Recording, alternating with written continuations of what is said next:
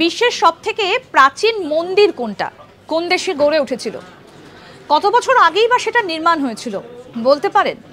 আসলে এই প্রশ্নের উত্তরগুলো আপনাদেরকে এক এক করে দিই। প্রথমে মন্দিরটার নাম বলি। বিশ্বের প্রাচীনতম মন্দির হচ্ছে গোবেকলি টাপে। এখনো পর্যন্ত যা তথ্য এবং ইতিহাস ঘাটলে যেটা জানা যায় সেটা হচ্ছে গোবেকলি টাপেই হচ্ছে বিশ্বের সবথেকে প্রাচীনতম মন্দির। আনুমানিক প্রায় 12,000 বছর আগে এই মন্দিরটা নির্মাণ করা হয়েছিল এবং এই মন্দিরটা এটা নির্মাণ হয়েছিল টার্কিতে, দক্ষিণ টার্কিতে এই মন্দিরটা নির্মাণ হয়েছিল।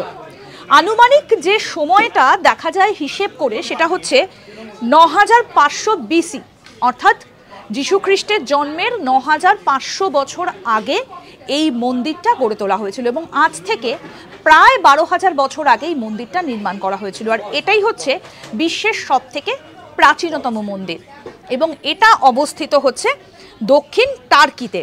অতএব মনে করা হয় যে চাকা আবিষ্কারের আগে এই মন্দিরটার নির্মাণ করা হয়েছিল এবং এটাই এখনো পর্যন্ত বিশ্বের সবথেকে প্রাচীনতম মন্দির, গোবেকলি টাপে।